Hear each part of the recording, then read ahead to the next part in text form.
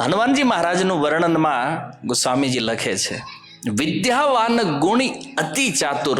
હનુમાનજીમાં વિદ્યા છે, ગુણ છે, બુદ્ધિ છે, બળ છે, પણ સાથે સાથે ચતુરતા પણ છે. રામ કાજ કરી બેકો આતુર. આપણે કોઈના દ્વારા માર્ગદર્શન મળે, આપણને ભજન કરો તો કે ટાઈમ નથી. કેમ? કારણ કે આપણે આપણા કામકાજમાંથી ફુરસદ નથી, અને હનુમાનજીને રામકાજથી ફુરસદ નથી. ટાઈમ તો બેમાંથી એક જ નથી. ટાઈમ આપણી પાસે નથી અને હનુમાનજી મહારાજ પાસે નથી. આપણે સંસારિક કામમાં વ્યસ્ત છીએ એટલે ટાઈમ નથી, અને હનુમાનજી મહારાજને રામકાજમાં વ્યસ્ત છે એટલે ટાઈમ નથી. તો ક્યાં વ્યસ્ત થવું એ આપણને આ કથા શીખવે છે. સંસારમાં વ્યસ્ત રહેનાર વ્યક્તિ વ્યસ્ત નથી, ભજનમાં જે વ્યસ્ત છે ને એ વાસ્તવમાં વ્યસ્ત છે. તો હનુમાનજીને મોટામાં મોટી સેવા જે છે રામાયણની અંદર જોવો તમે તો સીતાજીને શોધ કરવાની સેવા છે એ કોને મળી હતી? હનુમાનજી મહારાજને. સીતાજીની શોધ કરતા કરતા 4 ગ્રુપ 4 દિશામાં ગયા હતા. એમાં જે દક્ષિણ વાળું જે ગ્રુપ હતું, જામવંતજી જેના લીડર છે, એ ગ્રુપમાં હનુમાનજી મહારાજ છે. સંશોધન કરતા કરતા સમુદ્ર તટે પહોંચ્યા અને સમુદ્ર તટ સુધી આવી અને પછી સંપાતિ સાથે મુલાકાત થઈ. સંપાતિએ કીધું કે ભાઈ રાવણ લઈ ગયો છે સીતાજીને, લંકામાં છે ને હું અહીંથી જોઉં છું, અશોક વાટિકામાં બેઠા છે. સંપાતિજીની દૂરદ્રષ્ટિ હતી, પણ એને કીધું કે હવે મારું સામર્થ્ય તો પૂરું થઈ ગયું છે, એટલે હું ખાલી ઇન્ફોર્મેશન આપી શકું, એનાથી વિશેષ કાંઈ હેલ્પ નહીં કરી શકું. તો પછી જેટલા પણ વાનરો હતા બધા બેઠા હતા. તો એ ખબર પડી કે સીતાજી લંકામાં છે, પણ હવે ભાળ લેવા જાય કોણ? તો લીડર હતા જામવંતજી, બધા વાંદરા બેઠેલા લાઈનમાં. પૂછું જઈને, નિજ નિજ બલ સબ કહું ભાષા, પાર જાય કર સંશય રાખા. એક જે પેલો બેઠો હતો ને એને પૂછ્યું કે તું જઈશ? તો ગયો કાંઠે ઉભો થઈને, જોયું 10 યોજન જઈએ કોઈ. હવે 10 યોજને જઈને શું કરું? ડૂબી જાય ને, કારણ કે 100 યોજનનું અંતર છે વચ્ચે. તો 10 યોજનમાં એ કે આપણું સામર્થ્ય 10 યોજનનું છે. જામવંતજીએ કીધું તું રહેવા દે, બીજાનું ઉભો કર્યું. તું ઓલાથી ઓછું જ કહેવાય નહીં. તો એ કે હું 10 યોજન જઈ, કારણ કે 10 તો જવાનું જ નથી, પાકું થઈ ગયું. તો એ કે આપણે ઓછું શું કામ કહેવું? કે 10 સુધી જઈએ, પછી એનાથી આગળ નહીં થાય.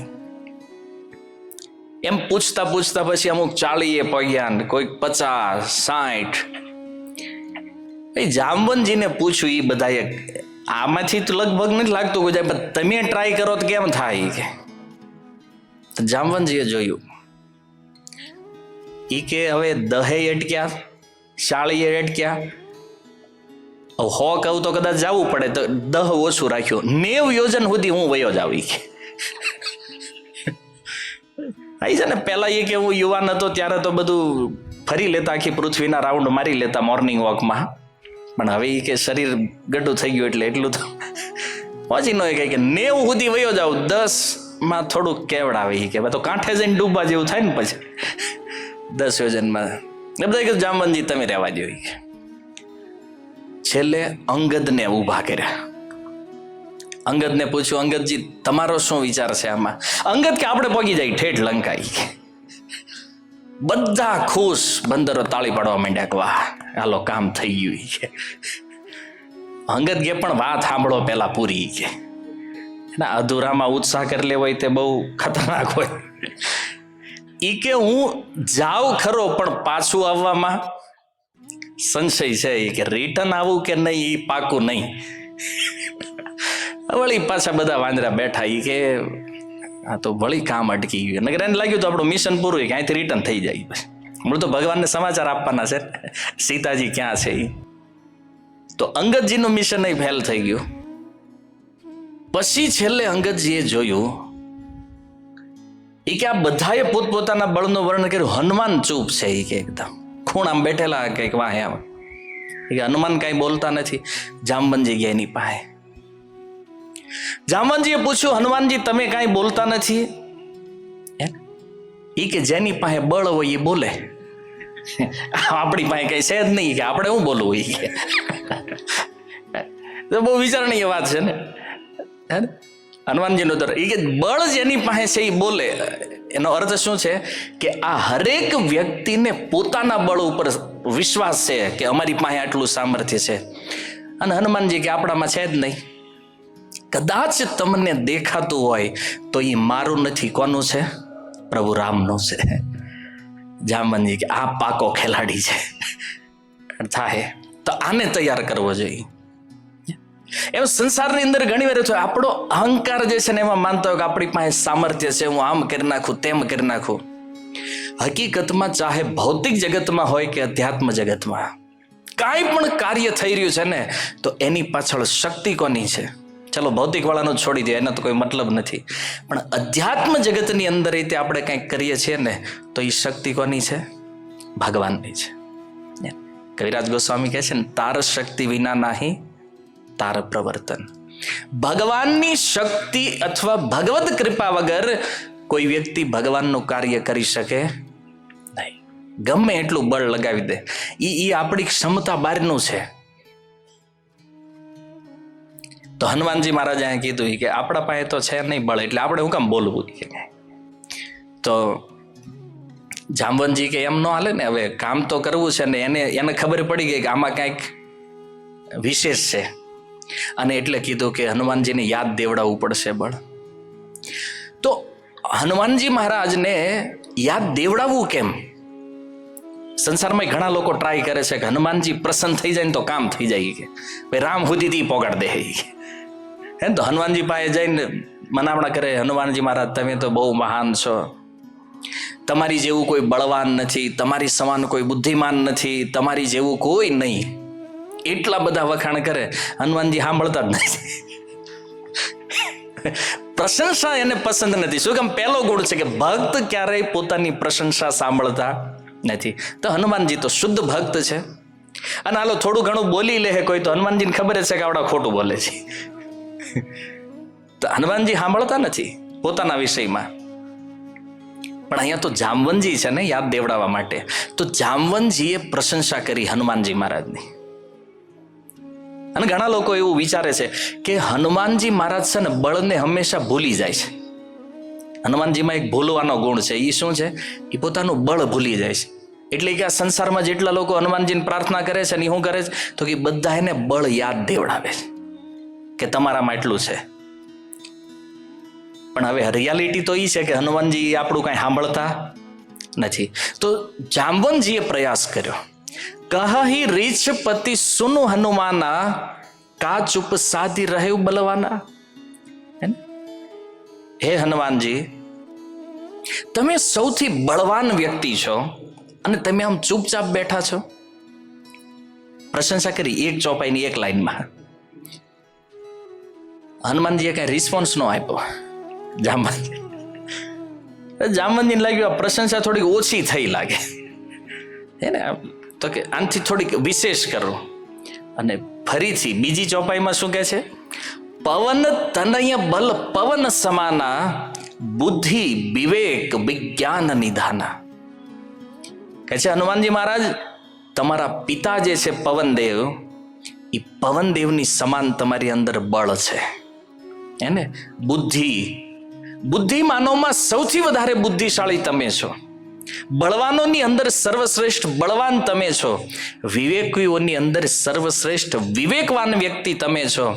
અને વિજ્ઞાન અર્થાત જ્ઞાનને જીવનમાં કોઈએ ધારણ કર્યું છે તો એ તે હનુમાનજી મહારાજ તમે છો. આ બધું તમારી અંદર વાસ કરે છે. પવનદેવના પુત્ર છો ને, પિતાની કુળની ઓળખાણેથી શરૂ કર્યું ને તમારું કુળ. આમ ઘણી વાર કોઈક ન માનતા હોય તેને કહેવું પડે ને, તમારા દાદા જોવો કેવા હતા, એને કેવું ગામનું કામ કર્યું. એ કે ભાઈ એમ ગમે એમ કરીને હવે જેને ફાવટ જ છે એ તો ટ્રાય કરે. તો અહીંયા પ્રશંસા થઈ તો હનુમાનજી મહારાજ તોય નો પ્રસન્ન થયા. જામવંતજીને લાગ્યું હજી થોડું ઘટે છે. ત્રીજી ચોપાઈમાં કીધું રામ કાજ લગી તવ અવતારા સુનત હિ ભયવું પર્વતાકારા. જેવું જામવંતજીએ કીધું ને કે તમારો અવતાર શું કામ થયો છે ખબર છે? શું કામ? બોલે રામ કાજ, ભગવાન રામનું કાર્ય કરવા માટે તમે પ્રગટ થયા. હજી ચોપાઈ પૂરી કરી દે હનુમાનજી પર્વત સમાન થઈ ગયા. જો હનુમાનજી પોતાના નામથી ન જાગ્યા, પહેલી ચોપાઈમાં એની પ્રશંસા થઈ, ન જાગ્યા. પછી પિતાનું નામ વાપર્યું તોય હનુમાનજી ન જાગ્યા, પણ રામ નામથી તરત જાગી ગયા. આ ઉપાય છે હનુમાનજી મહારાજને જગાડવાનો. તો વ્યક્તિ યદિ ચાહે છે કે હનુમાનજીને જગાડવા છે તો એ શેનાથી જાગે છે? રામ નામથી જાગે છે. સિંહ નાદ કરી બારહી બારા, લાંઘઈ નાવ જલ નિધિ ખારા. અને હનુમાનજીએ કીધું કે આ સમુદ્ર શું છે? ઈ કે 100 યોજન એક વારમાં ઠેકી જાવ ઈ કે, અને આપણે રિટર્ન આવવામાં કોઈ પ્રોબ્લેમ નથી કે. હનુમાનજીએ કીધું આ નાનો આ ખારા પાણીનો સમુદ્ર, બ્રહ્માંડ કઈ કૂદવાનું તોય કૂદી જાવ ઈ કે. એકદમ ભગવાન રામના કામ માટે તૈયાર છે ને.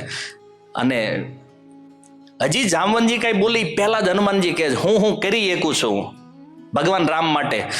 બોલે સહિત સહાય રાવણ નહીં મારી, આ નવું ઇહા ત્રિકુટ ઉપારી.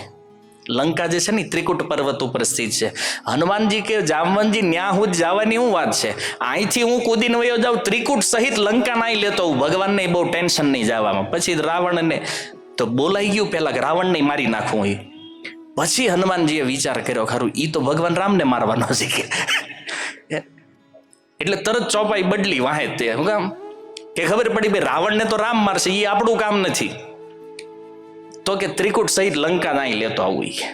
ભગવાનને બહુ કષ્ટ નહીં કે આનંદ રાવણને ભલે મારી નાખે. કાંઈ તો જામવંતજીએ જયારે સાંભળ્યું તો જામવંતજી વિચારમાં પડી ગયા કે આ જરૂર કરતા વધારે જાગી ગયા છે. આ જેટલા જગાડવાના હતા એને કરતા વધારે જાગ્યા. હવે શું કરું? પણ જો હનુમાનજી ચતુર છે ને, જો કોઈ પણ શિષ્યનો ગુણ શું છે એ આ છે ચતુરતા. ક્યાં વાપરવી જોઈએ?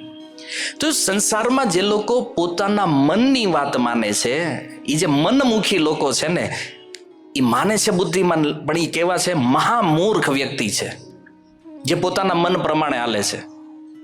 પણ ચતુર ઈ છે કે વાત ભલે એના મનમાં આવે, કોઈ વિચાર એના મનમાં ઉઠે, પણ એ વિચાર સૌથી પહેલા ગુરુની સામે પ્રસ્તુત કરે. આ બુદ્ધિમાન છે, આ ચતુર છે. અને હનુમાનજી મહારાજ માટે આ શબ્દ ગોસ્વામીજીએ વાપર્યો છે ને, ચતુર. તો કહી તો દીધું કે રામ માટે હું આટલું કરી શકું છું, પણ એને જોયું કે જામવંતજી વરિષ્ઠ છે ને, ગુરુ છે, એટલે મનમાં વિચાર હતો. એ પછી જામવંતજીને પૂછ્યું. આ બધું બોલ્યા પછી શું કહે છે? જામવંત મેં પૂછું તોય ઉચિત શીખાવનું દીજહુ મોહી. હે જામવંતજી, હું કરી શકું આ બધું, પણ તમે મને એ શિક્ષા આપો કે આમાંથી મારે ખરેખર કરવાનું જ કેટલું? આ ખરેખર સહી છે મેં જે વિચાર કર્યો છે કે ગલત છે? આ હનુમાનજી મહારાજની ચતુરતા છે. શિક્ષા બહુ સુંદર છે. જો વિચાર આપણી અંદર કાંઈ પણ આવી શકે, પણ એની અનુમતિ કોની પાસે લેવી જોઈએ? ગુરુ પાસે. કારણ કે આપણો વિચાર સહી છે કે ગલત કોણ નિશ્ચિત કરશે? ગુરુ નિર્ધારિત કરે છે. અહીંયા આપણે માર ખાઈ જાય. શું કામ? કારણ કે બળવા નહીં આપણે છીએ અને બુદ્ધિમાં નહીં. આ તો પેલા નવા હતા એટલે ખબર ન પડી ને, એટલે તમને ગુરુ કરી લીધા મેં. બાકી ઘણાને તેમ છે કે આપણા ગુરુ નહીં, તે સલાહ તો આપણી જ લેવી પડે. હનુમાનજી મહારાજો બધું જ સામર્થ્ય છે, છતાં જામવંતજીને પૂછે મારે શું કરવું જોઈએ? તો જામવંતજી કહે છે શું કરવાનું છે હનુમાનજીને? કહે છે એતન કરહુ તાત તુમ જાઈ, સીત હી દેખી કહું સુધી આઈ. તમારે અહીંથી લંકા જવાનું છે, સીતાજીની સુધી એટલે એની ભાળ મેળવી અને પાછું રિટર્ન થાય. બસ આટલું જ કરવાનું છે. જામવંતજીએ એક ચોપાઈમાં હનુમાનજીને કહી દીધું કે તમારે ત્યાં જઈને કરવાનું શું છે. એમ આપણા મનમાં અનેક વિચારો હોય ને, હજાર વિચાર આવતો, એમાંથી ગુરુ એક વિચાર જે સહી છે એને પકડીને કહી દે આ કરવાનું તમારે. તો હનુમાનજીને થઈ ગયું નક્કી. હવે પ્રોબ્લેમ એ થયો કે હનુમાનજી જ્યારે ત્યાંથી ઉડ્યા લંકા જવા માટે, રસ્તામાં એક રાક્ષસી મળી. નામ હતું સુરસા. અને કથા તમે બધા જાણો છો એની, કે હનુમાનજી મહારાજે એને સુરસાને પરાજિત કરી દીધી. તો સુરસાએ પરાજિત થઈ અને હનુમાનજી મહારાજને આશીર્વાદ આપ્યા. શું આશીર્વાદ આપે છે? કે છે રામ કાજ સબ કરી હવું તુમ બલ બુદ્ધિ નિધાન, આશીષ દેઈ ગઈ સો હર્ષ ચલેવું હનુમાન. સુરસા કહે છે કે તમે ભગવાન રામનું બધું જ કામ પૂર્ણ કરીને પાછા આવજો, કારણ કે બળ બુદ્ધિના નિધાન તો તમે છો જ. હનુમાનજી મહારાજ પ્રસન્ન થઈ ગયા. ચાલો કામ થઈ ગયું. કેમ? આને એ જ કીધું રામકાજ. પણ જામવંતજીએ જે રામકાજ કીધું અને સુરસાએ જે કીધું ને બેયમાં અંતર છે. જામવંતજીએ ખાલી સીતાજીની ભાળ લાવવાનું કીધું અને સુરસા શું કહે છે? રામનું બધું જ કામ કરતા આવજો. હવે આપણે આની જગ્યાએ હોય તો શું કરીએ ખબર છે? પાછા ગુરુજી પાસે જાય. તમે આમ કયો, ઓલો આમ કે, કરવાનું શું? આપણે હનુમાનજી વિચાર્યું કે હવે આમાં કઈ યુટર્ન લેવાય એમ નથી, રિટર્ન. હનુમાનજી રસ્તો કાઢ્યો, કારણ કે બુદ્ધિમાં નહીં છે ને. હનુમાનજીએ વિચાર કર્યો કે પહેલા જેટલું કીધું છે એટલું પૂરું કરું, પછી વિચારશું શું કરવું. જામવંતજીએ કીધું છે ને સીતાજીની ખોજ કરીને આવવાનું, પહેલા ઈ કરી લઉં. સુરસાએ સેકન્ડ નંબર ઉપર કીધું છે, તો એનો વિચાર બીજી વાર હાટું રાખીએ કે ભાઈ ઓલું કામ થઈ જાય પછી લંકામાં જઈને વિચારશું શું કરવું કે નહીં. તો હનુમાનજી ચતુર છે. અહીંયા ચતુરાઈ બતાવી હનુમાનજીએ. રિટર્ન નો થયા જામવંતજીને પૂછવા શું કરવું. અને વળી ગાડી આગળ ગઈ. હનુમાનજી લંકામાં પ્રવેશ કર્યો, લંકીની સાથે સંવાદ થયો. અચ્છા, લંકીની મળી તો એણે શું કીધું? લંકીની જે પ્રવેશ નગર કીજે સબ કાજા, હૃદય રાખી કૌશલપુર રાજા. લંકીની હનુમાનજીને કહે છે તમે રામનું બધું કામ પૂર્ણ કરો અને લંકામાં પ્રવેશ કરો. કેવી રીતે? બોલે કૌશલપુર રાજા, ભગવાન રામને હૃદયમાં રાખી અને તમે એન્ટ્રી લ્યો લંકામાં.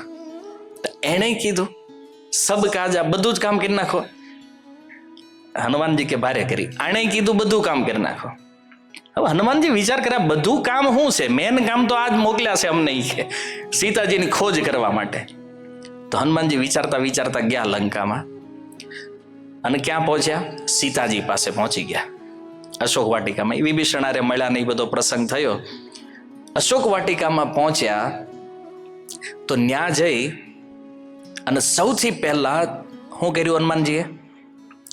ઝાડ ઉપર છુપાઈ ગયા. એકદમ નાનો રૂપ બનાવીને ઝાડના પાંદડાઓમાં છુપાઈ ગયા હનુમાનજી.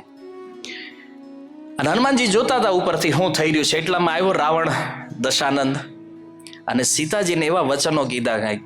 સીતાજી બહુ દુઃખી થઈ ગયા. અને દુઃખી થઈ અને સીતાજી એની આસપાસ જે રાક્ષસીઓ હતી એમાંથી એક ત્રિજટા નામની એક રાક્ષસી છે, એને કીધું કે ક્યાંકથી જો અગ્નિ મળે ને તો મારો વિચાર છે કે અહીંયા હું શરીરને નષ્ટ કરી દઉં. આ રાવણના ત્રાસમાં રહેવું એની કરતાં બેટર છે શરીર ત્યાગ કરી દઉં.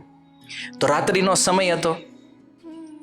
એ પ્રસંગ છે. સીતાજીએ ચંદ્રમા પાસે, તારાઓ પાસે કીધું અગ્નિ. પણ એ ત્રિજટા સીતાજીને સમજાવે છે કે રાતે કાંઈ અગ્નિ મળે એમ નથી, કાલે સવારે હું લાવી દઈશ, એવું સીતાજી કહે છે. તો આત્મદાહનો નિર્ણય કરી લીધો સીતાજીએ. પણ અગ્નિ લંકામાં ક્યાંય મળે નથી. અને વિચાર કરે થોડી એવી આગ.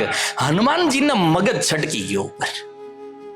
એ કે આટલી એવી આગ માટે માતાજી તમે આટલી બધી લાચારી હવાર સુધી થોભી જાવી કે કેમ? કાલ આખી લંકામાં આગ જ આગ. કે હવાર પડવા દો ખાલી, કાલ આગ તમારે જોઈએ એટલી લઈ લેજો ભાઈ.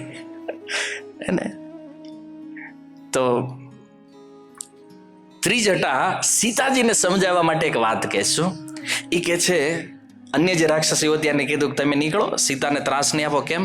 આ કોઈ સામાન્ય સ્ત્રી નથી. તો રાક્ષસી તમને કેમ ખબર? બોલે કાલે રાતે મને એક સપનું આવ્યું હતું. અચ્છા, હનુમાનજી કે આ સાંભળવા જેવું છે, આનું સપનું શું આવ્યું છે?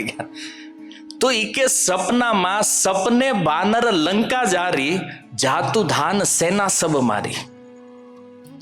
એક વાનર આવ્યો છે લંકામાં, આખી લંકા બાળી દીધી અને રાવણની કેટલી સેના મારી નાખી. કે એકલા વાનરે સ્વપ્ન મને આવ્યું છે. એટલે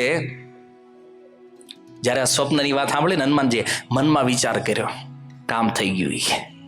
હું આગળ શું કરવાનું છે એ પ્લાન ત્રિજટાના મુખેથી હનુમાનજીએ સ્વીકાર કર્યો.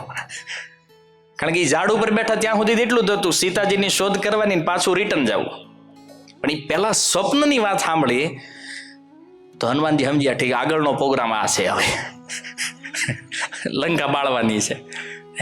અચ્છા, ત્રિજટા એક રાક્ષસી છે. અચ્છા, એના મુખેથી વાત નીકળી કે ભાઈ લંકા બળી એવું મેં સ્વપ્ન જોયું છે, રાવણની સેના મરી સ્વપ્ન જોયું છે. તો એક રાક્ષસીએ જોયેલા સ્વપ્ન ઉપર હનુમાનજી મહારાજ શું કામ વિશ્વાસ કરે છે? હનુમાનજી ભક્ત છે ને, એક અસુર ઉપર તો ભરોસો આમે ન કરી શકે. પણ એ ત્રિજટાની વાતને હનુમાનજીએ ભગવાનની આજ્ઞા માની લીધી. શું કામ? આચાર્યગણ કહે છે કોઈ પણ ભક્તના મુખેથી કોઈ વચન નીકળે ને તો સમજવું કે એ વચન સ્વયં ભગવાન બોલી રહ્યા છે. તો હવે પાછો પ્રશ્ન આવે, ત્રિજટા ક્યાં ભગત છે? રાક્ષસી છે. અચ્છા, એ આપણે માનીએ છીએ. કેમ? કારણ કે આપણે હજી ઠીક અભ્યાસ નથી એટલે. અચ્છા, ત્રિજટાના વિષયમાં ગોસ્વામીજી શું લખે છે? કહે છે ત્રિજટા નામ રાક્ષસી એકા, રામ ચરણ રતિ નિપુણ વિવેકા. કોણ છે ત્રિજટા? તો કે છે જેને રામ ચરણમાં રતિ છે. અને કેવી રતિ છે? થોડી ઘણી નહીં. જેટલા વિભીષણજી ભગવાન રામના ભક્ત છે ને, એટલી જ આ ત્રિજટા ભગવાન રામની ભક્ત છે. એટલે ગોસ્વામીજી લખે છે રામ ચરણ રતિ નિપુણ, ભગવાનને પ્રેમ કરવામાં નિપુણ છે અને વિવેકમાં પણ નિપુણ છે. એક્સપર્ટ છે આ ત્રિજટા એટલી. અને એટલા માટે ત્રિજટાના મુખેથી નીકળેલું વચન હનુમાનજી મહારાજ કહે છે નહીં, આ ભગવાન રામનું જ વચન છે. ભગવાન આ કરાવવા માંગે છે. અને આગલો પ્રોગ્રામ ત્રિજટાના માધ્યમથી ભગવાને મોકલી દીધો છે મેસેજ, આપણે શું કરવાનું છે. જેઓ પોતાના બળથી ગયા છે, આમ બાહ્ય રીતે જોવો તો હનુમાનજી મહારાજ પોતાના બળથી પહોંચ્યા છે, છતાં એના મનમાં એ અભિમાન નથી કે ઓહો આપણે અહીં પહોંચી ગયા, જઈને સમાચાર આપશું, કોઈ ન કરી શક્યું આપણે કર્યું શીખે. અને ભગવાન ખુશ. દાસ્ય ભક્તિના આચાર્ય છે ને, અભિમાન નથી. લંકામાં બેઠા બેઠા વિચાર કરે છે આ બધું કોની કૃપા થઈ રહ્યું છે? ભગવાન રામની કૃપાથી. તો હનુમાનજી મહારાજને ઉતાવળી વધારે હતી. જો એક તો છુપાયેલા છે ઉપર, અને એ સત્ય સિદ્ધાંત છે કે ભગવાનનું કામ કરવા માટે વ્યક્તિએ પોતાને છુપાવવા પડે. એમાં કોઈ સંશય નથી. પણ ઘણી વાર એવું થાય છે કે આપણે છુપાવવાની બદલે પ્રકટ કરીએ છીએ આપણને. હનુમાનજી છુપાઈ ગયા રામકાજ માટે ને. અને હનુમાનજી રામકાજમાં ચાતુરય છે અને આતુરય છે. એને ઉતાવળી એટલી છે રામકાજ કરવાની અને ચતુરતાય છે. એટલે સીતાજીને પૂછી લીધું કામ ઘણું છે તો એ કે પહેલા પ્રસાદ લઈ લઈએ, પછી કદાચ ખાવા મળ્યું ન મળ્યું રિટર્ન જાવ ત્યાં સુધીમાં કાંઈ નક્કી નથી. તો સીતાજીના આશીર્વાદ લઈ સીતાજીએ બતાવ્યું આ એક વાટિકા છે બાજુમાં, બહુ ધ્યાનપૂર્વક, કારણ કે રાવણની છે, અહીંયાથી કે બધું રાવણનું છે, બહુ ધ્યાનથી તમે ફળ જે કાંઈ ખાવું એ ખાઈને પછી નીકળો. તો કે પૂછ્યું હનુમાનજી મહારાજને કે હનુમાનજી મહારાજ તમે ફળ ખાવા શું કામ ગયા ને? હનુમાનજી કે ફળ ખાવાનું તો બાનું છે, ફળ ચખાડવાનું છે. એ કોને? તમે આવવાના છે ને હમણાં રાવણના સૈનિકો, અને ચખાડે છે હનુમાનજી કોને? બોલે જે ભજન નથી કરતા ને, જે કોઈ પૂછે કે હનુમાનજી કયું ફળ ચખાડવાના, બોલે ભજન ન કરે એને જે જરૂરી હોય એ ફળ આપવાનું છે. ભક્તિ નથી કરતા એને. તો ચતુરતા છે હનુમાનજીની અંદર. એને એટલા માટે ગયા. પછી કે મોટા મોટા રાક્ષસો મોકલ્યા રાવણે, બધાને માર્યા હનુમાનજીએ. 4-5 ચોપાઈમાં ગોસ્વામીજી લખ્યું છે, પેલા ભટ્ટ આવ્યા. ભટ્ટ એટલે એ જે રક્ષકો હતા વાટિકાના, એને ભટ્ટ, પછી સુભટ્ટ, પછી મહાભટ્ટ. હનુમાનજી કે ગમે એટલા ભટ્ટ આવે બધાને ભટાભટ કરી નાખ્યા.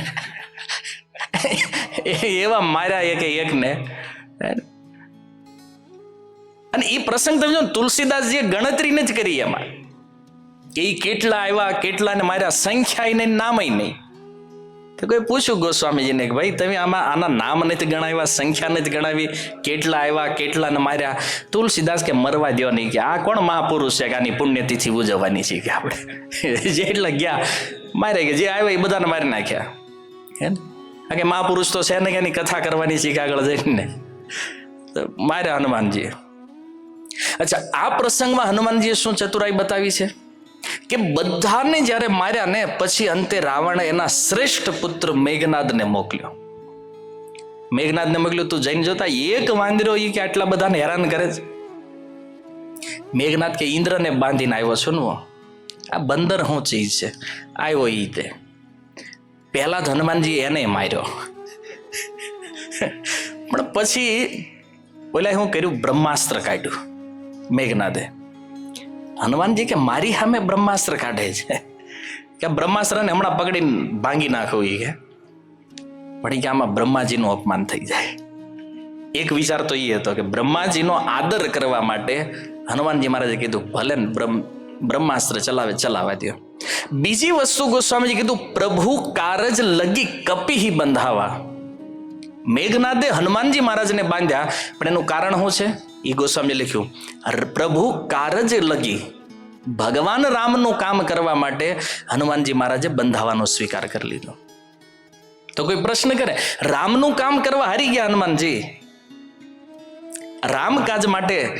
તો કે છે હારવું કે જીતવું એ મહત્વનું નથી ભક્તિમાં.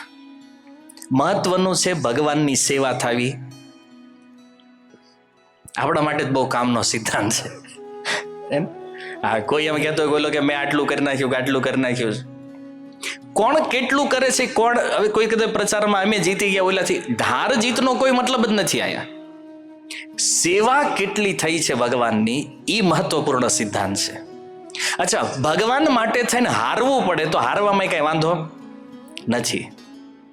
હનુમાનજીએ વિચાર કર્યો કે હારું બંધાઈ જાવું તો આખી દુનિયામાં વેલ્યુ જાય, કે આટલા મોટા બળવાન હનુમાન બને, એ વેલ્યુ જાય હોય તો જાય, પણ રામનું કામ થવું જોઈએ. પ્રભુના કામે આવ્યા છીએ ને, એટલે આમાં આપણી વેલ્યુનો કોઈ પ્રશ્ન જ નથી કે. અને હનુમાનજી બહુ બુદ્ધિ દોડાવ્યો. એ ક્યાં બાંધીને મને ક્યાં લઈ જાય? એને ઘરે, હે ને, અને ઘરે લઈ જાય સારું છે ને. રાવણ આમ નામ તો દેખાણો નથી, જો સભામાં જાય તો એનો બધો ભેદ, કેટલા કેટલા વીર છે, હું સેના, બધી ખબર પડી જાય. તો હનુમાનજીને બંધાવાનું એક કારણ આ છે એ કે રાવણનો ભેદ ખબર પડશે. તો પકડીને લાવ્યા હનુમાનજી મહારાજને સભામાં. રાવણે કીધું આને મારી નાખો એ કે, અને બધા રાક્ષસો તલવારીઓ બાલાને લઈને દોડ્યા હનુમાનજી બાજુ. વિભીષણ આવી ગયા વચમાં, ઉભા રહ્યો ગયા. દૂતને મારવું એ નીતિ વિરુદ્ધ છે, દૂતનો વધ કરાય નહીં. રાવણ કીધું બે જાઓ બધા પાછા.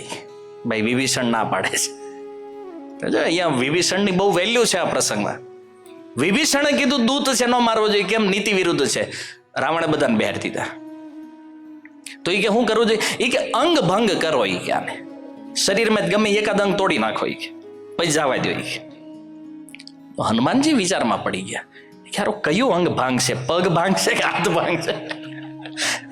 આ રાવણે કીધું અંગ ભંગ કરો, પણ હું ભાંગવાનું એ નથી કીધું. એ કે તો હવે શું કરવું? તો અંગનું નામ લીધું અને હનુમાનજીએ ન્યાય બુદ્ધિ દોડાવી. ચતુરતા શું છે એ જોવો કે રાવણની બેનનું નાક કાપ્યું હતું લક્ષ્મણે. એટલે કદાચ ઈ કે એવું થાય કે રાવણ વિચાર કરે કે આનું નાક કાપીને જવા દઈએ કે આને, તો હનુમાનજી વિચાર કર્યો સારું રામનું કામ કરવા આવ્યો નાક કપાવીને જવું આ ઠીક નથી. તો રાવણના મનમાં એ વિચાર આવી કે એને તો નાક તો ન કપાવવું જોઈએ, કારણ કે આમાં તો ભાઈ ભગવાન ની જાય કે. એટલે હનુમાનજીએ વિચાર કર્યો કે હવે અહીંયા બુદ્ધિ ચતુરતા જો ક્યાં ક્યાં લગાવે છે હનુમાનજી. પહેલા બંધનમાં આવ્યા, બંધનમાં આવવું ઈ તે બુદ્ધિનો ઉપયોગ છે. કેમ? કારણ કે જ્ઞાન છે પણ ક્યાં સમય ઉપયોગ કરવું ને એ ખબર હોવી જોઈએ. તો હવે અહીંયા બીજું શું થયું કે હનુમાનજી વિચાર સારું કયું અંગ ભાંગશે, એટલે હનુમાનજી કીધું કે ઈ ભાંગે એને કરતા આપણે નક્કી કરી લઈએ. અને કમસે કમ નાક વાળી વાત જયારે વિચારીને હનુમાનજીએ, ત્યારે તો હનુમાનજીને થઈ ગયું ઈ તો થવું જ ન જોઈએ. વિચારો. અને હકીકત આપણું એવું છે આમાં, તમે જો આપણને ભગવાનને મોકલ્યા શું કામ? ભજન કરવા હાટું ને. ઈ ભજન ઈ ભગવાનનું કામ છે. આપણે રોજ માયા પાસે નાક કપાવી તો ભજન નહીં કરી નાદ કરવી છે કે નહીં? તો હનુમાનજીએ કીધું કે કંઈક કરવું પડશે. શું કર્યું એને? પૂંછડી પકડી પોતાની અને માથે અડાડી.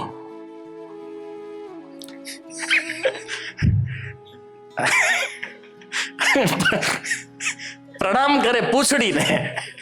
એટલે રાવણ જોતો રહી ગયો કે આ શું કરે છે. ચુંબન કર્યું પૂંછડીને. વારંવાર આ કરે છે હનુમાનજી. હું કામ? ત્યારે રાવણનું ધ્યાન ગયું ત્યાં, અને કપી કે મમતા પૂછ પર. રાવણ તરત બોલ્યો છે માનસમાં, તમે જો રાવણ જો કે વાંદરાની મમતા એની પૂંછડીમાં લાગે છે કે એ કે કામ કરો આ પૂંછડી ભાંગો ઈ કે. તો રાવણનું ધ્યાન તો હનુમાનજી કે હાલો એક કામ થઈ ગયું કે પૂંછડીમાં ધ્યાન આવ્યું છે ને અહીંયા લાવવાનું હતું ઈ કે પૂંછડીમાં. પછી હનુમાનજીને વિચાર થયો આ હારો તલવારથી કાપી નાખે ઈ કે. હવે કાપી ગમે એ રીતે કાપે. હનુમાનજીએ સરસ્વતીજીને પ્રાર્થના કરી કે જેવી રીતે ઓલા કુંભકર્ણની વાણીમાં આવીને બેઠા અને બધું બદલી નાખ્યું હતું ને, આવો થોડી વાર કે રાવણની વાણીમાં બેહો. અને પછી રાવણ બોલ્યો, તેલ બોરી પટ બાંધી પુની પાવક દેહુ લગાઈ. રાવણે કીધું તેલ લાવો, કપડું લાવો, અને એ કપડામાં તેલ લગાવીને હનુમાનની પૂંછડીએ બાંધો કે અને અગ્નિ લગાડો. પછી હનુમાનજીએ કીધું ધન્યવાદ, આ સરસ્વતીજીએ સહાય કરી દીધી. એકદમ રાવણની વાણીમાં આવી ગઈ વાત.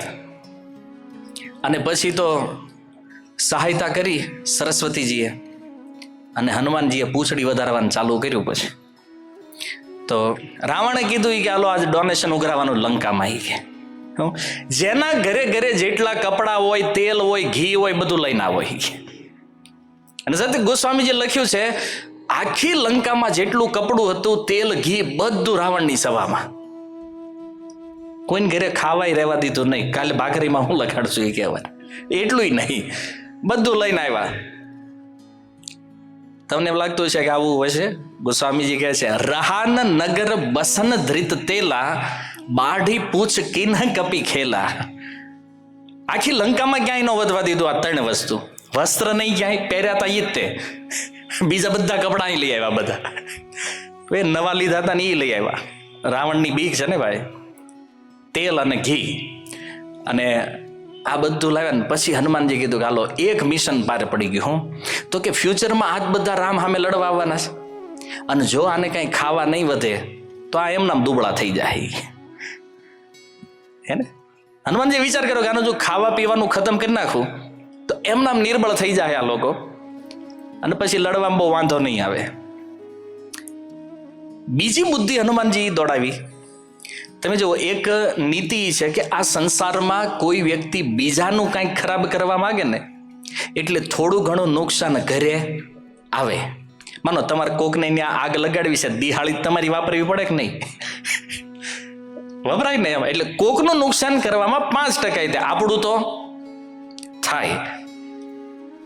પણ અહીંયા તેલ લંકાનું, કપડું લંકાનું, ઘી લંકાનું, લંકા એની ને એની, અને અગ્નિ તે એની. બધું જ એનું. હનુમાનજી કે આપણું કઈ છે જ નહીં કે આમાં. એને બધું જ એનું છે. લોકો મને ખાલી દોષ આપે છે કે મેં લંકા પાડી. હનુમાનજી આમાં મારું શું છે એ કઈ બતાવ છે હનુમાનજીનું કઈ નથી. અચ્છા, એક સિદ્ધાંતી છે, રાક્ષસોનો ક્યારેય નાશ કરવાની ટ્રાય ન કરવી જોઈએ. અત્યારે જો ઘણી વાર લોકો કે આ મુસલમાનોની દાદાગીરી એટલી ફાટી રહી છે સમાજમાં અને વિશ્વમાં, શું થાય દુનિયાનું? કાંઈ નહીં થાય, અંદરો અંદર લડીને મરી જવાના. કેમ? ઇતિહાસ સાક્ષી છે, રાક્ષસોએ આ ધંધા કર્યા છે. આને આપણે મારવાની જરૂર નથી. કેમ? તો જો આ બધું કમાઈને ભેગું કોણે કર્યું? લંકા વાળાએ. આજ એના મરવા હાટું એ જ વસ્તુ ઉપયોગમાં આવવાની છે. એવી રીતે અપરાધ દ્વારા સંસારમાં કોઈ વ્યક્તિ ગમે એટલું ભેગું કરી લે ને, છેલ્લે એ ભેગી કરેલી વસ્તુ જ એનો નાશ કરી દે છે. હવે આ બધા યુદ્ધોમાં પછી ઘરે જઈને મગજ દોડાવજો તમે કે આ સિદ્ધાંત સહી છે કે નથી. સમજમાં આવ્યું? અચ્છા, ભવિષ્ય પુરાણમાં લખ્યું છે આ જેટલા પણ યવનો છે ને સંસારમાં, આ બધા અંદરો અંદર લડીને મરી જવાના છે. એટલે આપણે બહુ ટેન્શન લેવાની જરૂર નથી. આ લોકો કહે છે ને હિન્દુઓનું શું થશે, કાંઈ નથી થવાનું, મોજ કરો, ખાલી ભગવાનનું નામ લ્યો. કે આ બધા એમના જ ઉકલી જવાના છે અંદરો અંદર.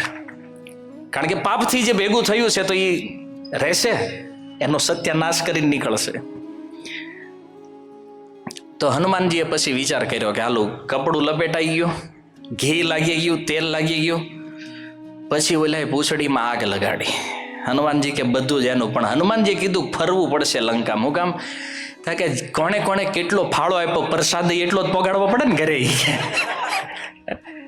જેને જેટલું ડોનેશન આપ્યું છે એના ઘરે એટલી કૃપા કરી. કૌતુક કહ આય પૂરવાસી, મારહી ચરણ કરહી બહુ હાસી. અને હનુમાનજી અહીં પ્રસાદ આપવાનું નક્કી કર્યું. લંકા વાળા શું કરે? જેવી આગ લાગી ને હનુમાનજી મહારાજ ઉપર હસે છે આખી લંકા. અને અમુક તો દોઢ ડાયા હનુમાનજીને પાટા મારતા, ન્યા લાત મારતા. હવે એને ખબર છે કે આની એક પડે તો. પણ હનુમાનજી કે અત્યારે નહીં, હમણાં ઘડી, હજી હમણાં જ બધું પ્રગટ થવાનું છે. સહન કર્યું હનુમાનજીએ. સિદ્ધાંત એ છે કે ભગવાનના કામ માટે ક્યારેક કોઈ નીકળ્યા હોય, મને આપણે પ્રચાર માટે નીકળીએ અને એમાં ક્યારેક અપમાન થઈ જાય, ક્યારેક કોઈ ગાળો આપે, ક્યારેક કોઈક મારી લે હોતે, તો એને સહન કરવું જોઈએ, પણ ભગવાનનું કામ કરવું જોઈએ. આપણે તો એકવાર કોકને મોકલાવી, પુસ્તક વિતરણમાં જાઓ, ગીતા લઈને ગયા હોય ને ઓલા એમ કહી દે ને ધંધો કરતા લાગો છે, ત્યાં તો હૃદય ફાટી જાય કે આપણને આવું કહી ગયા કે બોલો. અરે ભાઈ, કહી ગયા તો કોના માટે નીકળે? તમારા ઘરે ભલે ગાડી બંગલા હોય, પણ તમે જ્યારે ગીતા વિતરણમાં નીકળો તો કોના કામ માટે નીકળો? ભગવાનના કામ માટે ને.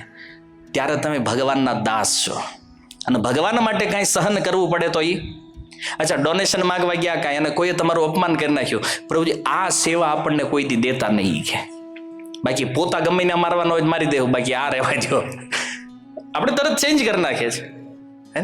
હનુમાનજી મહારાજ કહેજો ભગવાનના કામ માટે નીકળ્યા છે ને અપમાન ગમે એટલું થઈ જાય છતાં એમાં ક્યારેય એ સહન કરી લેવું જોઈએ. જો હનુમાનજીની કથા કેટલી અદ્ભુત છે. એ જ લંકામાં હાર્યા હનુમાનજી, એ જ લંકામાં જીત્યા, નાનાય ન્યા થયા અને મોટાય ન્યા. આ બધા કામ હનુમાનજીએ ન્યા કર્યા. શું કામ? તો કે જે સમયે ભગવાનની સેવામાં જે જરૂર પડે ને એ કરવું જોઈએ. તો હનુમાનજીએ જોયું આગ તો લાગી, પણ ક્યાં ક્યાં લાગી છે એ જોવા જવું છે. અને રાવણે કીધું કે આને આખી લંકામાં ફેરવો કે આ વાનરને. આ તો હનુમાનજી કે ભાવતું તું વૈદે કીધું અને જાવું તું બાર. હનુમાનજી સૌથી નાના થઈ ગયા ત્યારે એકદમ લઘુ રૂપ બનાવી. પેલા તો પેલું બંધન જે હતું ને એમાં જ નીકળી ગયા અને પછી એક અટારી ઉપર ચડીને એટલું વિશાળ રૂપ ધારણ કર્યું. સ્વામીજી કે છે કે આકાશને અડી જાય એવું વિશાળ રૂપ લીધું અને ત્યાં બેઠા બેઠા પૂંછડી લાંબી કરીને આખી લંકાને પ્રસાદ આપ્યો. ત્યાંથી પેલું ને કોઈ આમ પિચકારી પાઇપની લઈને આમ પછી બધાને ઉપર એક જ જગ્યાએ નાખતા હોય, આખી લંકામાં હનુમાનજીએ પ્રસાદ વિતરણ કર્યું. 2 જગ્યા છોડી, એક વિભીષણનું ઘર અને ત્રિજટાનું ઘર. અને જો આનો આગળ બહુ મોટો ડખો થયો પછી આજે જગ્યા છૂટી છે ને એનું. હવે 2 ઘર છોડ્યા, આખું નગર હનુમાનજીએ ફરી લીધું, બધું જાણી લીધું, જોઈ લીધું લંકામાં ક્યાં છે, કેટલા ગેટ છે, શું છે. કારણ કે લડવા અહીંયા જ આવવા નતું પાછું. અને ભાળ લેવા આવી કે પૂરી જ લઈને જ આવી ને. તો લંકા બાળવાના બાને હનુમાનજી આખી લંકાનો ભેદ લઈ લીધો. એના 2 ઘર છોડ્યા. હવે જો હનુમાનજી મહારાજ બહુ મોટા નીતિજ્ઞ વ્યક્તિ છે, એવું નથી વાનર રૂપમાં છે તો ઊટ પટાંગ કામ કરે છે ગમે ને. વિવેકથી, વિચારથી, બુદ્ધિથી ને નીતિનો પ્રયોગ કર્યો. સામ દામ દંડ ભેદ ચારેય નીતિ વાપરી લંકામાં. સામ નીતિનો પ્રયોગ જેવા રાવણની સામે આવ્યા ને, સામ નીતિનો અર્થ છે કોઈને ઝૂકીને એની પાસેથી કામ કઢાવી લેવું, મતલબ હાથ જોડીને. તો હનુમાનજી મહારાજે કીધું બિનતી કરવું જોરી કર રાવણ સુનહુ માન તજી મોર શીખાવન. હનુમાનજી કહે છે રાવણ હું હાથ જોડીને વિનંતી કરું તને, શું મારી શિખામણ તું માની લે. સીતાજીને પાછા મોકલી દે, રામને શરણાગત થઈ જા. હનુમાનજીએ સામ નીતિ પ્રયોગ કરી, અસર ન થઈ રાવણ ઉપર. પછી દામનો ઉપયોગ કર્યો. દામનો અર્થ છે લોભ, સામેવાળાને કંઈક લાલચ આપી અને એની પાસેથી કામ કઢાવવું, એ છે દામ નીતિ. તો હનુમાનજી કહે છે રામચરણ પંકજ ઉર ધરવું લંકા અચલ રાજ તુમ કરવું. એ રાવણ તું છે ને રામના ચરણ પકડી લે. કેમ? કારણ કે રામનું ચરણ પકડીશ ને આ તારું લંકાનું રાજ અચલ થઈ જાહે, તને આ લંકાની ગાદીએથી કોઈ નહીં હેઠો ઉતારી શકે. લાલચ આપી લંકાની હનુમાનજીએ રાવણને.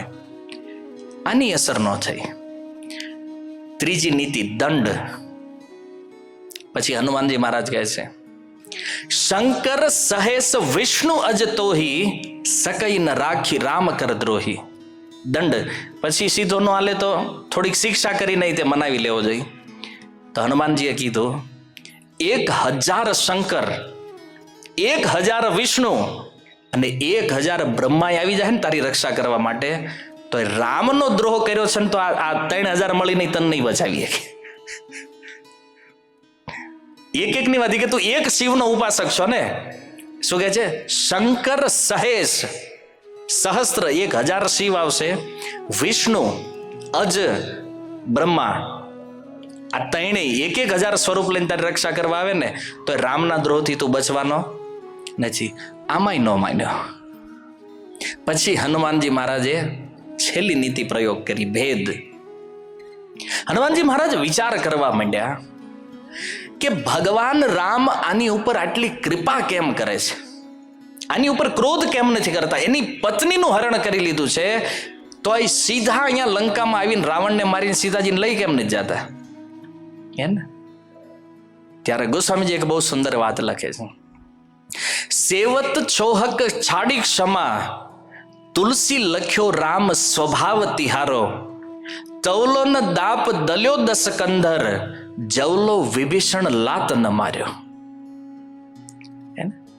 હનુમાનજી મહારાજને સમજમાં આવી ગયું હું કામ નથી ભગવાન રામા કરતા. કારણ કે જ્યાં સુધી કોઈ પાપીથી પાપી વ્યક્તિ, મોટામાં મોટો અપરાધી ભક્તનો વિરોધ ન કરે ને ત્યાં સુધી ભગવાન એનો વિરોધ કરતા નથી. જો આ નિયમ છે. કોઈ પણ અસુર, કોઈ પણ રાક્ષસ ભગવાનનો વિરોધ કરે ને તો જ ભગવાન તરત પ્રગટ થાય. તમે જુઓ પ્રહલાદ મહારાજના વિષયમાં હિરણ્યકશિપુએ જ્યારે પ્રહલાદને મારવાનો પ્રયાસ કર્યો તરત ભગવાન નરસિંહદેવ આવ્યા. અને જય વિજયના રૂપમાં છે તો ભગવાનનો પાર્ષદ રાવણ તે એને ખબર હતી ઓલી વખતે પ્રહલાદને આપણે ટચ કર્યા એટલે નરસિંહ ભગવાન તરત આવી ગયા. આ વખતે વિભીષણને અડવું જ નથી કે આપણે, તને ખબર. અને એટલા માટે જો હનુમાનજી મહારાજ લંકામાં ગયા ને તો જોયું તુલસી કેરો ને રામના ધનુષનું ચિહ્ન ને સુદર્શન ચક્ર ને શંખ. હનુમાનજી ખારું લંકામાં ભગત. હનુમાનજીને આશ્ચર્ય થઈ ગયું, કાંઈ ભગત હોય નહીં, આવ્યો કઈ રીતે આવી કે. પણ રાવણની બહુ મોટી મહેરબાની હતી વિભીષણ ઉપર. વિભીષણે કીધું આપણે રામની ભક્તિ કરી, કાંઈ વાંધો નહીં, તું આ તારું અલગ ઘર, તારું અલગ મંદિર તું કરી કે તમ તાર વાંધો નથી. આ લંકામાં બીજા કોઈને ભજન કરવાની છૂટ નહોતી, ખાલી વિભીષણને. અને એટલે વિભીષણ મોતથી ભજન કરતા, એમાં વાંધો નહોતો લંકામાં એને. અને હનુમાનજી મહારાજ જ્યાં સુધી ન આવ્યા ને લંકામાં ત્યાં સુધી રાવણે વિભીષણને ક્યારેય પરેશાન કર્યા. તમે રામાયણમાં વાંચો, એકય પ્રસંગ એવો નથી કે રાવણે વિભીષણને પરેશાન કર્યા હોય. તો અહીંયા હું કામ હેરાનગતિ છે અત્યારે? જો ગોસ્વામીજી એક બહુ સુંદર વાત કહે છે કે વિભીષણ ખુશ એટલા માટે હતા, વિભીષણની થોડુંક અંદર હતું કે રાવણ છે ને આપણી વાત માને છે, અને હકીકત રાવણ વિભીષણની સલાહ માનતો. હવે વિભીષણ ભક્ત છે, રાવણ અસુર છે, તો વિભીષણના મનમાં તે એવું હતું કે નહીં ભાઈ રાવણ મારી વાત માને એટલે આપણે વાંધો નથી. વિભીષણના જીવનની મોટી ભૂલ આ હતી. અને હનુમાનજી મહારાજે વિચાર કર્યો કે રાવણ જેવા વ્યક્તિનો અસલી ચહેરો વિભીષણની સામે લાવવો જરૂરી છે.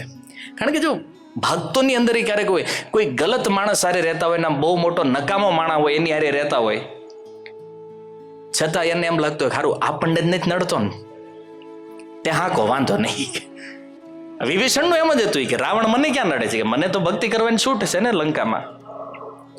તો એટલા માટે હાલતું હતું. પણ એ ભૂલ હનુમાનજી મહારાજ કે આને દેખાડવી પડશે અસલી સ્વરૂપ શું છે. જો આજે રાવણ જેવા વ્યક્તિઓ છે ને એ ગમે એટલા હારા રહેતા હોય યારે, પણ જ્યારે સમય આવે ને ત્યારે એ અસલી રૂપ પ્રકટ. અચ્છા, કંસને દેવકી ઉપર કેટલો પ્રેમ હતો, પોતે સારથી બની રથ ચલાવીને મૂકવા જતો હતો ને, અને આકાશવાણી થઈ પછી એ જ દેવકીને મારવા માટે તૈયાર થઈ ગયો. કેટલું કષ્ટ આવ્યું પછી, જો પ્રેમ કરતો હતો ને. અહીંયા રાવણ અહીં તે વિભીષણમાં એટલો પ્રેમ છે, પણ જ્યારે ખબર પડી પછી. અને જો વિભીષણને ભગવાન રામની કૃપા ક્યારે મળી, જ્યારે એણે રાવણ હારે સંબંધ તોડ્યો પછી જ ભગવાન રામે કૃપા કરી વિભીષણ ઉપર. ત્યાં સુધી ભગવાન રામની કૃપા ન થઈ. તો લંકા જેવી બળી પછી પાછી બે ભાઈની મીટિંગ થઈ એટલે રાવણે કીધું કે વિભીષણ કાંઈક મને ગડબડ લાગે છે. બોલે હું? તો કે આ રામનો એક દૂત આવ્યો ને આમાં બહુ મોટું કાંઈક ષડયંત્ર હોય એવું લાગે છે.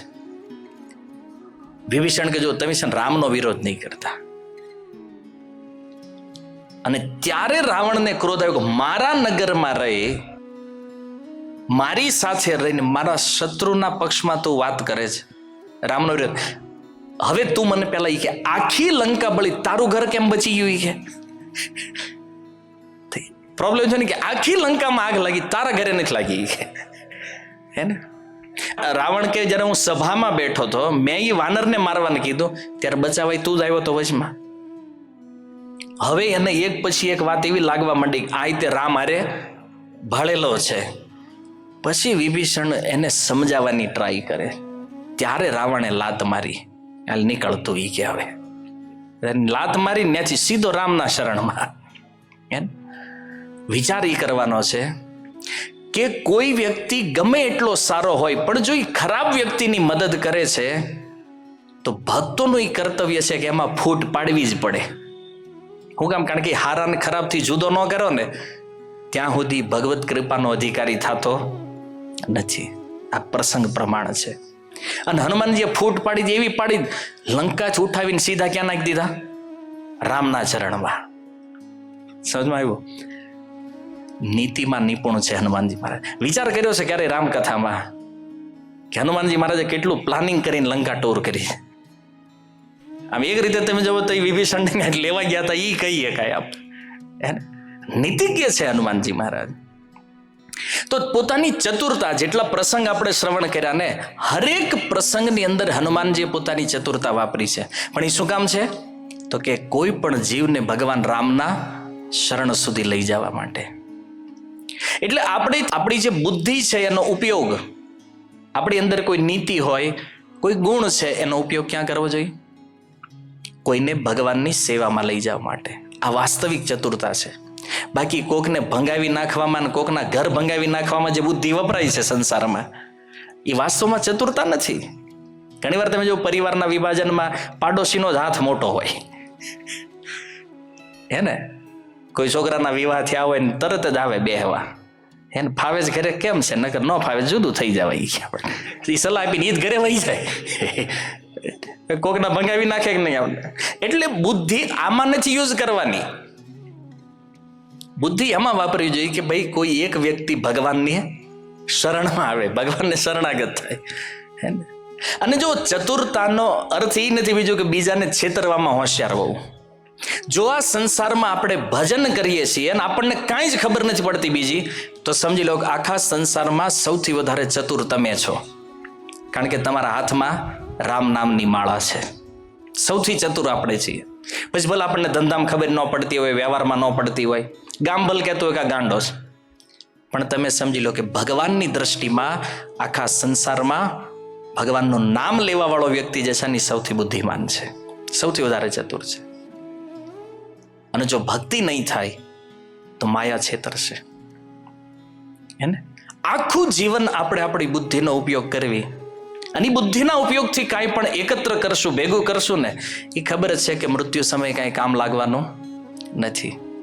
એટલે વાસ્તવિક ચાતુરી છે ભગવાનનું ભજન કરવું, જીવનના સત્યને સમજવું અને ભગવાનને શરણાગત થવું. આ શીખવે છે હનુમાનજી મહારાજ. એટલે ગોસ્વામીજી કહે છે, વિદ્યાવાન ગુણી અતિ ચાતુર, રામ કાજ કરે બેકો આતુર. તો એ જ્ઞાનને વાપરવાની કળા યદી જો આવડી જાય ને, જ્ઞાનને વિજ્ઞાનમાં ફેરવવાની કળા યદી જો આવડી જાય ને, તો આપણું જીવન સફળ છે.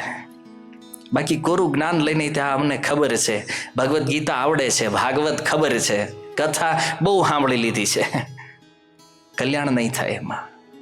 તો હનુમાનજી મહારાજની આ સુંદર શિક્ષા છે. એક ચોપાઈ દ્વારા ગોસ્વામીજીએ સુંદર રામાયણની અંદર આ વાતને પ્રસ્તુત કરી છે. ભક્ત માટેનો સૌથી શ્રેષ્ઠ આદર્શ છે હનુમાનજી મહારાજ. દાસ્ય ભક્તિના આચાર્ય છે. કેવી રીતે ભગવાનના સેવક બનવું, ભગવાનની સેવા કેમ કરવી, એ સુંદર શિક્ષા પ્રસંગ દ્વારા ગોસ્વામીજીએ પ્રસ્તુત કરી. હરે કૃષ્ણ.